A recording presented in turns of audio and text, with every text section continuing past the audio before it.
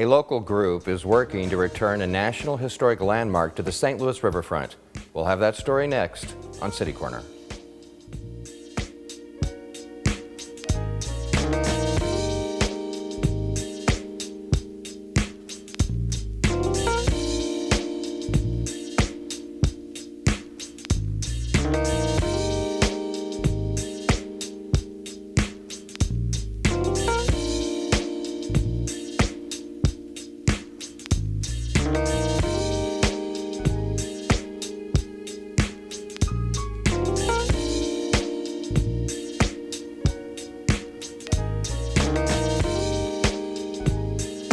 I'm Steve Potter, and welcome to City Corner.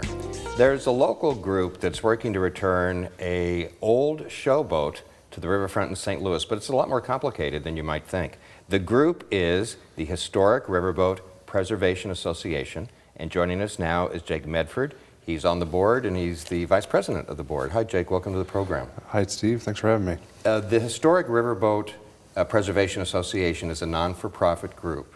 Correct. And you were formed primarily to save one boat in particular. Right, the Goldenrod showboat. And for those that don't remember, the Goldenrod showboat was a mainstay on the St. Louis riverfront for, I want to say, maybe almost 50 years? Yeah, it actually showed up in St. Louis in 1937 and stayed there until 1989. Of course, it was built in 1909. 1909, 3 years older than the Titanic. Yeah, and it's been gone for a long time, so there are a lot of people maybe watching this program now that don't even remember that it was there. And at one time, there were several boats, moored on the St. Louis riverfront, which sort of, reflected the great history that we have. Particularly now, don't you think, when there's been so much work done to sort of improve the St. Louis riverfront, there's a city arch riverfront group, and they're doing the overpass and redoing the grounds and everything. Right. So how do you see the old riverboats fitting into that landscape? Well, the riverboats were part of St. Louis. That's what made St. Louis what it is today. So I think having riverboats on the front of the river, that only makes sense. So the City Arch River, piece it all together, you have your riverboats back. It's a nice addition, piece of history. When I was growing up a long time ago, I have a vivid memory of the St. Louis riverfront, and 3 or 4 boats always seemed to be there. There was the Admiral, of course. There was the Goldenrod. There was the Becky Thatcher. Right. And there was one of the Columbus's reproduction of one of Columbus's boats was there for a while too. But they were all clustered right there at the riverfront and reminded you of the old days and really the history of St. Louis. Yeah. There's a lot of photos out there that show just, 10 to 12 boats tied up at one time right there on the riverfront. Because St. Louis really is here because of the river. Exactly. Right? So it's, a very important part of our history. Let's look at a couple of pictures. I think we've got 3 pictures from way back when the Goldenrod was on the St. Louis riverfront. Can you tell us what we're looking at? That is actually before the St. Louis riverfront time. That's when Captain Emerson had it. That would be between 1914 and 1922 right now. Because it moved around a lot before it came to St. Louis. It moved a lot. It worked the rivers all the way up to 1937. Let's go to the next one. That one is a fun picture. We believe that's not in Illinois, Missouri. What had happened was the Goldenrod actually was wrecked in this photo. They're working right now to pump it out and bring it back. Do you know where that was taken? We do not, but there's actually a story behind that. We don't know if it's true for this photo exactly or not, but the story goes that Captain Minky, the captain that was in St. Louis, plugged himself, he wrapped himself in blankets and used himself as a human cork to save the Goldenrod during a wreck like this, and took shots of whiskey to keep himself warm. You mean put himself in a hole in the hull or something? Yes, because it was all wooden. Do you believe that story? With all the stories I've heard from him, it wouldn't surprise me. I want to believe it. Let's look at one more shot from days gone by. That is Captain Minky himself on the St. Louis riverfront. What can you tell me about him? He was passionate about the Goldenrod. Him and his 4 other brothers got the boat in 22. He's the one that took charge of the Goldenrod. Him and Charlie Minky lived upstairs for the longest time. He lived on it? Yeah. Most of the actresses and actors lived on the Goldenrod until it moved to St. Louis. And he continued to live there during his time. and it was his boat. You know, he ran it. He was there for almost every show. They didn't hardly ever miss a show. I mean, it was ran the way it was supposed to be. Well, you know, you mentioned actors and actresses, and we call it a showboat. So maybe we should back up just a minute and talk about what a show.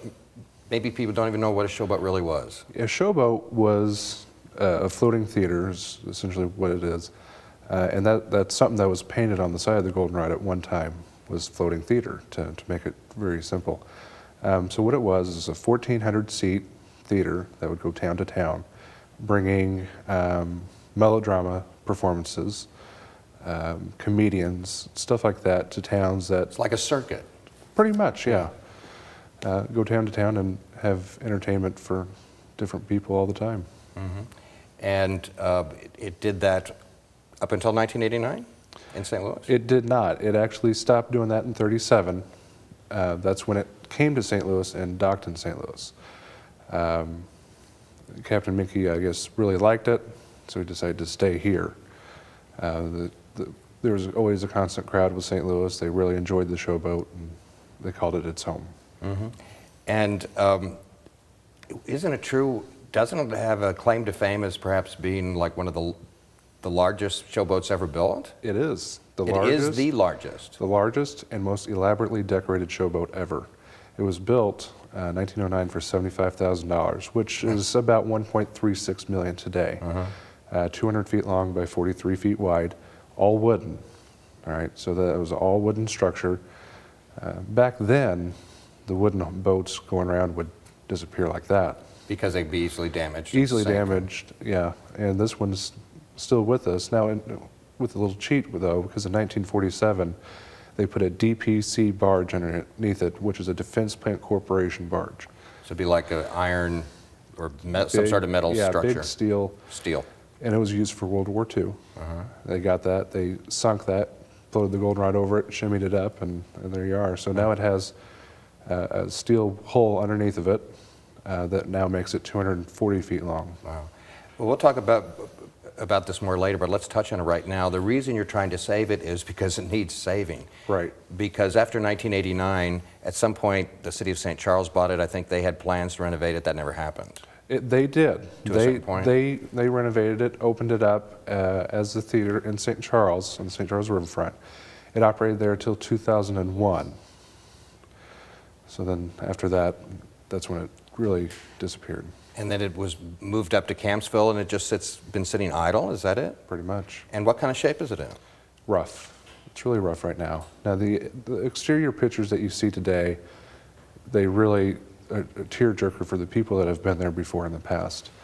But what I love is taking people there and opening that front door, and the expression on their face is just priceless, because the inside is pretty well preserved. Oh, really? Yeah, the inside looks great. So have you had the opportunity then, I'm assuming, to like talk and meet a lot of people that maybe were kids or young adults and used to go there regularly, so they got a lot of memories? I've brought quite a few people on that used to be there in the past. My favorite was just a couple months ago. We were going on there and just comparing notes. Stuff that I've learned, of course, because I'm only 24 years old, and stuff that she knew because she visited there, knew the captain, and stuff we'd go back and forth was great. Let's look at the timeline a little bit, and I want to talk about a fire that struck the Goldenrod at one time. Right. So it was built, just to refresh your memories, it was built in 1909. It was moored on the St. Louis River front in 1937. Correct. Then it was June 1st, 1962, and we have a couple pictures. Here's one. The Goldenrod caught fire. What can you tell us about that? What happened was, what we understand is that there was some oily rags or something of the kind in Minky's office. Now I know he smokes cigars all the time. I don't know if that had something to do with it or not, but the fire went into his office, went up the stairs, and gutted out the entire showboat. Him, his brother Charlie, and one other person were upstairs in the boat when it caught fire. By the time they got out, the phone lines were down, and they had to run to get help. So the fire was... It looks like a pretty serious one. Yeah, it took the pilot house and threw it down through the hole. The ceiling was gone in the theater. But there's a few places on the boat that are still good. Was it Was it ever a consideration to get rid of it then? If you knew There's an the interior stories, shot after yeah, the fire, right? That's after the pilot house was destroyed. Captain Minky, like I said, loved the boat. And he was like late 70s, early 80s when this happened. He himself lived there. He continued to live there. After the fire? After the fire, and started building it back together by himself until 1964. So he was just sort of a lone man on a mission? Right. Didn't have any money, didn't have insurance. Did it himself. Uh-huh. Yeah. And how far back did he bring it? All the way. No kidding, really? He got it to a point where he could get Frank Pearson and Don Franz involved. And then that's when they They were the took guys over. that bought it at some point. They bought it in '64, did a one-year renovation, added a room behind the theater, and added a few things to it, kind of modernized it a little bit, and opened it up in '65. Grand reopening in '65, and it was just a couple years later, and this is pretty amazing, it was declared a National Historic Landmark. Correct. Which, I mean, that takes a little work to have that happen, doesn't it? Today it does, yeah. It takes a lot to get something designated as a landmark. I'm almost surprised that something that could be designated a National Historic Landmark could disappear. You would think there's some type of protection, but really, when the showboat's owned by a private owner, there is no protection for it. There are the National Park Service that would help us with resources, but not money. So that's one thing that your group is doing right now, is trying to raise money to fully restore the Goldenrod. Right. And I guess find a place for it on the St. Louis riverfront and get it back into operation. That would be the ideal thing, to have it on the St. Louis riverfront. How But close are you to doing that? we still have a lot to go. I'll say that. we have a ways to go before we're completely done with it. Right now, the big thing is raising money to get our plans fully drawn out. We have an idea of what we want. We're talking to the right people, getting stuff pieced together, but we need to get some money behind it to actually get full drawn out plans. Well, that's why you're here too, because we want the public to know what's going on, and there's opportunity for people to volunteer and to donate money if they want Correct. to. So let's take a break, and when we come back, we'll talk about what you're doing, what you want to do, and how you're going to get there. Great. So we're talking about the Goldenrod showboat and bringing it back to the St. Louis riverfront. We'll be back with more City Corner after this.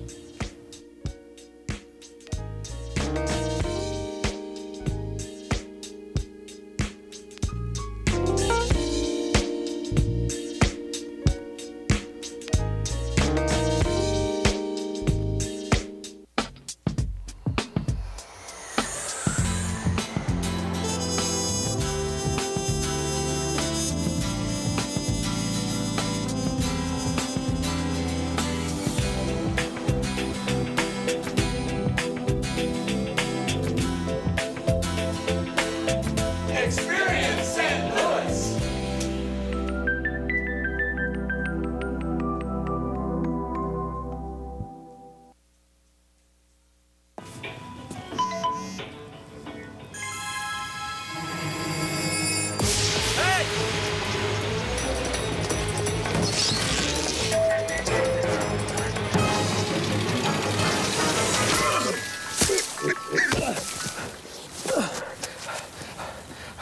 So, same time next week? Well, of course. Put away a few bucks, feel like $1 million. For free tips to help you save, go to Feed the Pig.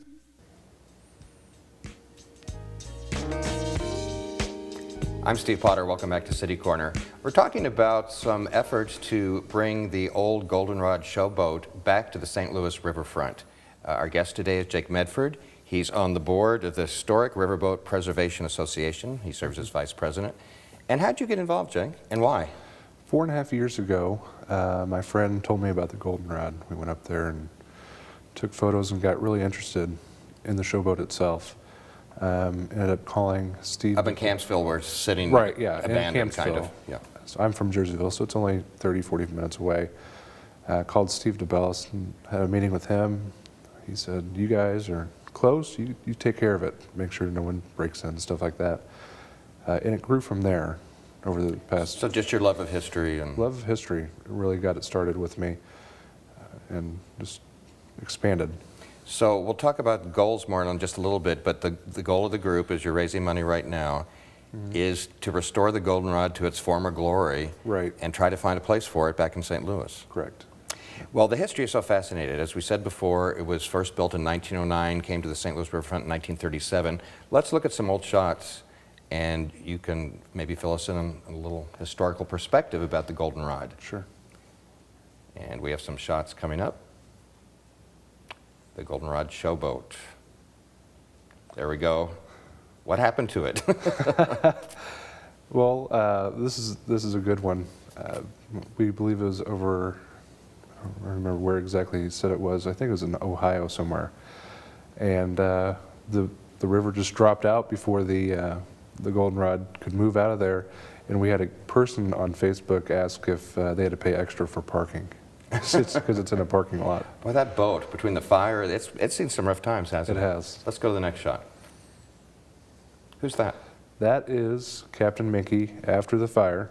And you can see the showboat burnt out behind him with the famous cigar in his mouth. Let's look at one more. Now that is the 1909 configuration of the theater. Because you made a point.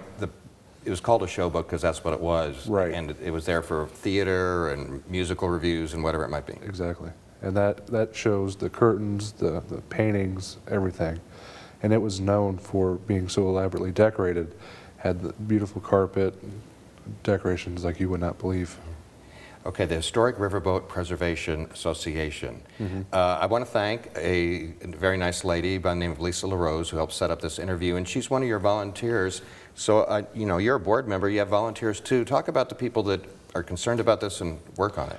We actually have about anywhere from 20 to 25 people total. I'm not for sure the exact number. And they're broken into 3 to 4 different groups, one being our board of directors. There's 10 of us currently that serve on the board. Besides that, we have a caretaker team led by Wayne White. And those individuals live a little bit closer to the boat, and what they do is they go out, check on it on a regular basis, and make sure there's nothing that needs done to it, do minor repairs, stuff like that. And then our other group would be just the plain volunteers that go to the showboat. They will go to board meetings, they will go help with events and stuff like that, and that's where Lisa follows under, is just the volunteers. Well, where are you getting money from? Private donations, of course. Are there any government groups or organizations that are there for you or not? Not yet. We're looking at getting that funding in our next few steps here, because that's going to be the biggest part of the project, is getting that large funding to get this going. What about the city of St. Louis? I would think that they'd be interested, that they would think this was a good idea and maybe try to help. We've had a few meetings set up with the mayor, but there's not been a great, humongous deal of interest shown just yet, especially with all the stuff that's happened in St. Louis the past few months. That's been kind of a busy time for the city, so we're hoping to meet again with them and get something going. And I guess money is always a concern. Money's an issue, the city doesn't have, bottomless pockets. Right. How much money do you think you need? Well, I've talked to a few people, and I've heard figures from 4 million to 8 million complete. I'm not for sure exactly where that's going to lie, but then again, that's what we're trying to figure out right now. That's what we're doing with the planning process, is getting everything broke down. You just had a fundraiser at the end of March. How'd that go? Fundraiser at the March was March 21st. It was at the Limp Loft, ties in with the Limp Mansion, Paul Pointer there. It was great, actually. We had quite a few people there. It was about 140 people, I think, showed up total. And it was a great turnout, excellent music. We had... Was it ragtime by any chance? There wasn't, actually. This is the first time we had one without ragtime. But we did have the Southwestern High School Jazz Band start us off. They did an opening, a few pieces there. The Mountain City Slickers and the Get Off My Land Band. And then we actually had a real live melodrama performed also by one of our directors. To kind of like be reminiscent of the kind of things you would have seen on the boat. And those the cheesy, quirky shows that they used to have. And people really forgot, because I really enjoyed it. I thought it was hilarious, because they'd hold up the big signs, and it was good. You talk about ragtime. And I host a show on St. Louis Public Radio, and last year, I can't remember the month, we did a special tribute to sort of an institution that died, a gentleman by the name of Trevor Tishner, who was a band leader, is that the right term, for the St. Louis Ragtimers? Yeah, they actually called him professor. He taught ragtime Well, piano. he just passed away, but he and his group had a long history with the Goldenrod. They did. May of 1965 is when the place reopened after the fire. They were the second to perform on stage after a Broadway actress actually, and they hosted their ragtime festivals there for years and years after that. Then they called it their home. That's interesting. And of course, St. Louis has such a history in ragtime and the blues for that matter. Kevin Belford wrote a great book about ragtime in St. Louis. I don't know if you ever saw that. Haven't. You might want to look that up. But all right. So also, do you have any fundraisers planned? I know you do something on a regular basis with paranormal activity. Right. We do host paranormal events on the showboat. We invite teams come out, and every once in a while. All the way up to Campsville? All the way up to Campsville, and they come. They do pay to come in and spend the night, and we actually send our caretakers out, make sure they need anything, stuff like that. But it's a good time. Every time they come out, we always have something happening. So. Is anyone able to see the boat on their own now, like if I just drove up there today? You can go up there today. You can only go up so close to it right now. But we do allow people, if you have a large group or something, you can contact HRPA, and we do tours, to help raise money for the Goldenrod. We've got some more shots of the Goldenrod. Why don't we take a look? Sure. Who are these gentlemen? Don Franz and Frank Pearson. This is right after Those are the guys that bought it from Minky. Right. And these are the guys that opened it back up. And that's 1965, 1966, right after it opened up again. How come their plans never really lasted? It worked for years, all the way up to '89. And you got to remember, before that time, it changed hands a little bit. Pearson owned it, but it was also leased by G. William Oakley, and then by John Auble after him. And it was after Auble that had it.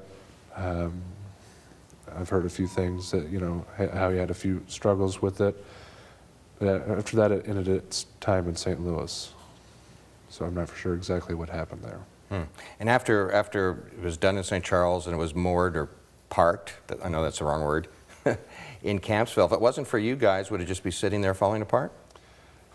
I would think it would be sitting there. I've been told it had been destroyed. Really? By now, if it wasn't for our group. The landowners took control of the Goldenrod in 2013, and their thing was they're just going to destroy it, scrap it, and get their value out of it and go. We've worked closely with them. They're absolutely wonderful people to deal with, very generous with their time and understanding with us, and they continue to help us to this day. I shed a little tear not too long ago when they finally took the Admiral apart. I'd sure hate to see that happen to the Goldenrod. Yeah, I would too.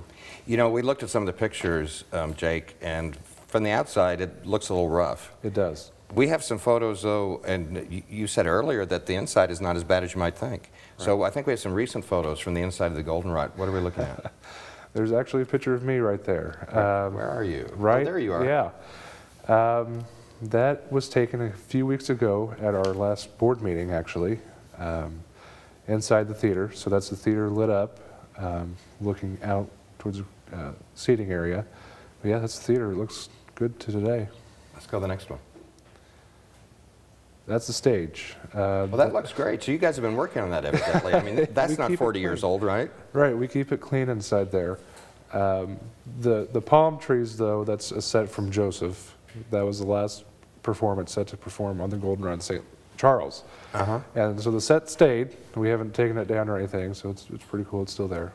Let's go to the next one. That is a photo by Mr. David Judd, taken back in 2012. And the cool thing is the lobby still looks like that today. It looks good. Yeah. I think we've got one more. That's the other one by David Judd. Now that's amazing that what we just saw was the inside looking so good, and then we see the outside and then you like see this. that. Yeah. Yep, that's what it looks like today on the outside. That's where it is right now in Campsville. Correct. It looks precarious. Very. It's rough. All right, so what's it going to take if you raise enough money to fix it up, to fix up the physical boat? Then you got to find a place for it. What's involved in that? Can you get it on the riverfront? That's public property, I guess. How does that work? Well, I'm not for sure exactly how it's supposed to work, with legal side of it. But what we were trying to do is find a place that actually will work for the Goldenrod, not the other way around. So we can actually have it set where it's going to make a little money, not enough to get anyone rich, because we are a nonprofit group. Just so we know it's going to last. We don't want to spend all this effort into making something that's going to last 5 years and disappear again. We're trying to plan this out to where it's going to be a long-lasting effort. But do you have any reason to believe that you'll be able to secure a location right at the riverfront? Might it be upriver or downriver? Do you have any idea? There is a location right north of the Eads Bridge that we're looking at as a possibility right now. So when you're up and running, what's your dream? To have shows there, to have a restaurant there? Tell me what you see. I've seen a few things over the years, different ideas thrown out at us. The one that sticks the most would be opening it back up as a small theater. Maybe a dinner theater, we're not for sure yet of how that would work at all. We all have to look at the cost of operating, stuff like that. But we know we want to open it up as a theater because that's what it was all the way back in its history. And it was the escape during the Great Depression. It survived all that stuff. So that's what we want to have it is the theater for sure. Let me run down your goals real quickly, Sure. if we can kind of summarize here. So you want to get the Goldenrod back up and running and find land Right. where it can be moored, right? Yep. You want to replace a barge. Earlier, Jake, you said something about how the original structure was put on a steel barge. So does that need to be replaced too? Yeah, that one, the one it's on now was from World War II. So it's quite an old barge that's sitting on right now. That's the first thing that has got to be done, is that has to be secured or replaced to make sure we're good to go. And just finally, do you have a lot of red tape you're jumping through? Just rules, regulations, things you have to. We are looking at that hard. We've seen quite a bit of stuff pop up at us so far. Every time you think we make a little progress, we go back a little bit too.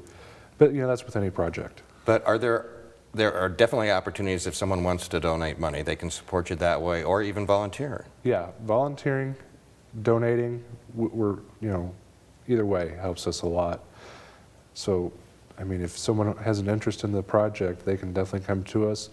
If you want to see an idea possibly happen with the Goldenrod, come to us. We're open to ideas. Well, Jake Medford, I think it's a great idea. I wish you and all your volunteers and board members the best of luck. I want to see that boat down on the riverfront.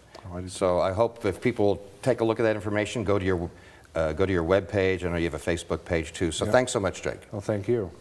I'm Steve Potter. That's it for this edition of City Corner. Thanks for watching. See you next time. Bye.